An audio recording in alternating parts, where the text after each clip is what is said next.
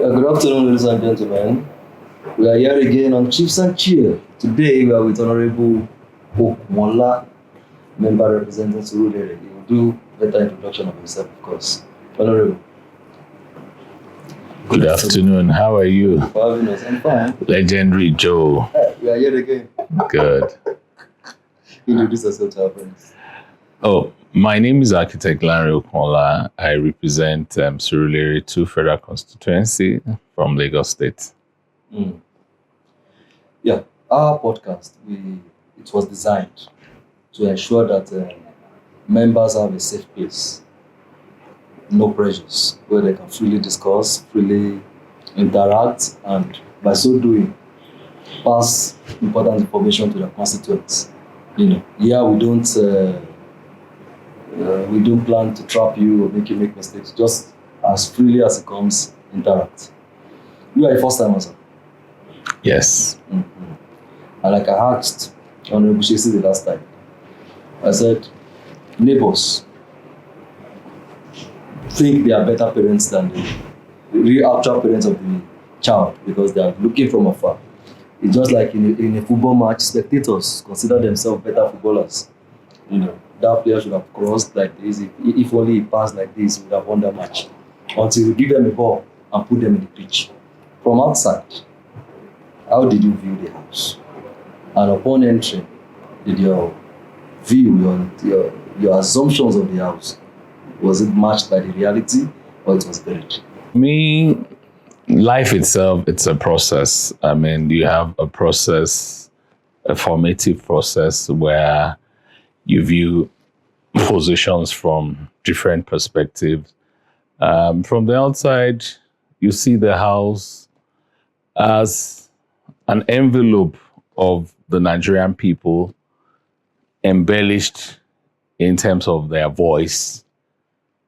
But when you get inside, you begin to see that it's a well-deliberate interface where laws and policies for good governance are laid in proper perspective so that the dividends of democracy and the actualization of the dream of a bigger Nigeria is done. So the legislative arm is a more compulsory arm that helps in shaping the Nigeria that we are and the Nigeria of the future. Brilliant. You are a Lagos State politician, specifically Surulere. Now, an average Yoruba politician trying to step into the shoes of Awolowo, for example, is always under that pressure of proving that legacy can be replicated. And down the line, even those attempting to put their shoes in Asiwaju's, put their legs in Asiwaju's shoes.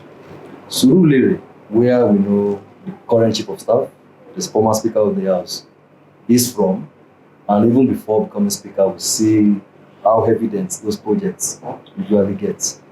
Do you feel some form of pressure trying to ensure that you match that kind of image and reputation, or it motivates you instead and it's your driving force? I would say that the Chief of Staff to the President of Nigeria, Right Honorable Femi Gbajabiamila, is God's gift to Surulere. And, he's been so gracious in terms of doing those things that is expected as a lawmaker, is a lawmaker par excellence. He's someone who has paid his dues and has been able to leverage on several interventions to the community. He understands what is called governance. He understands lawmaking, So he's my mentor. He's my leader. So for me, it's a tutelage. You must start from a process of learning. And those are the things we've learned from him it's helping us, propel us in the house now. And the examples he has laid for us gives us that capacity to move on seamlessly, making sure that we can also be a voice to our community. So Honorable Femi Gbajabiamila has been a blessing to us.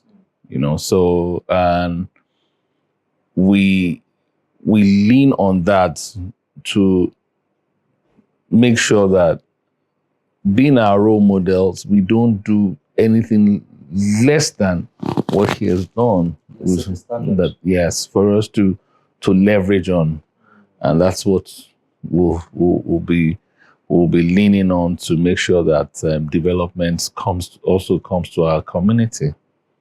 For the fear of not sounding biased, I think Lagos State politicians are peculiar in many areas. First, they have leaders, that have set the pace where mediocrity would not be permitted or accepted. It's Lagos where you find local government chairmen performing sometimes better than governors of some other states.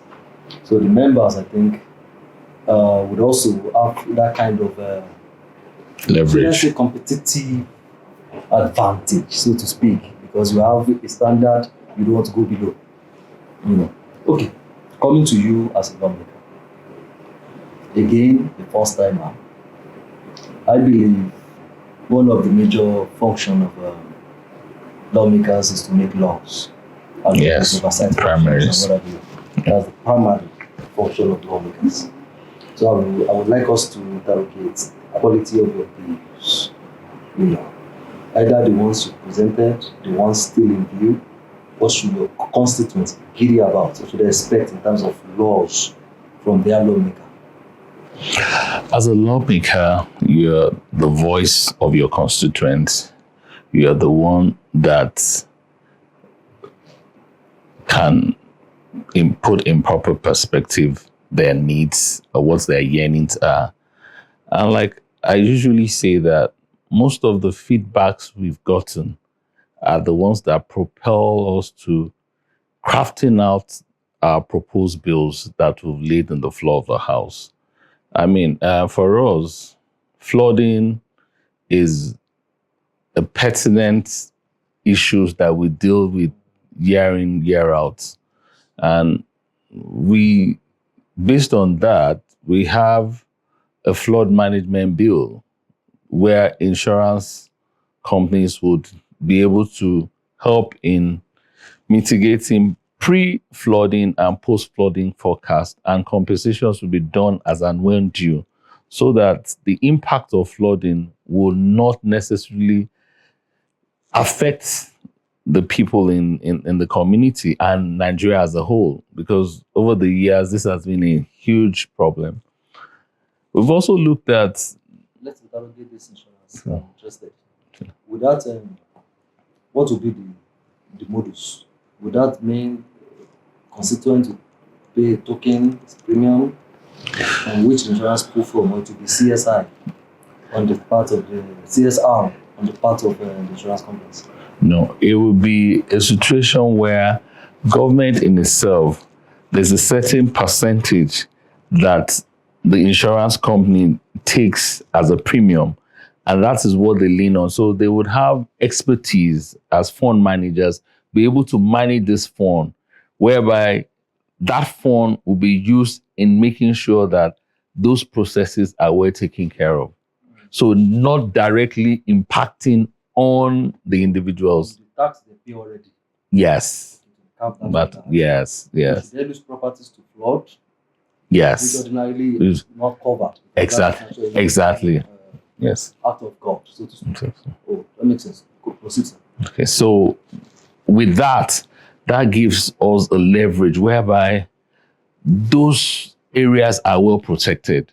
And in doing that, the policy is well enhanced such that we would be able to even meet international standards, best practice, such that issues like flood will be a thing of the past. Because you see, we're talking about the dynamics of global warming, climate change, and all that. I mean, 10 years to this time, we don't know what the parameters of areas that are not naturally prone to disasters are now experiencing. Exactly, are now exposed. So it means that we on our own part to also be able to be prepared for such. So these are the things that actually propelled us to wanting to do that, so that we can take government's hands from some of these little details. Then governance can be well focused in terms of economic development. You can see how economic growth can be enhanced. And also, in view of the prevailing situation, we also had this private-public partnership in mining. Yeah, our wealth is embellished on the ground, but because lack of funding has not been adequate to tap into the natural resources that we have. And so the public-private partnership mining bill would help in making sure that adequate funds are available to be able to explore the natural resources that we have. And interestingly, it's going into the second reading now.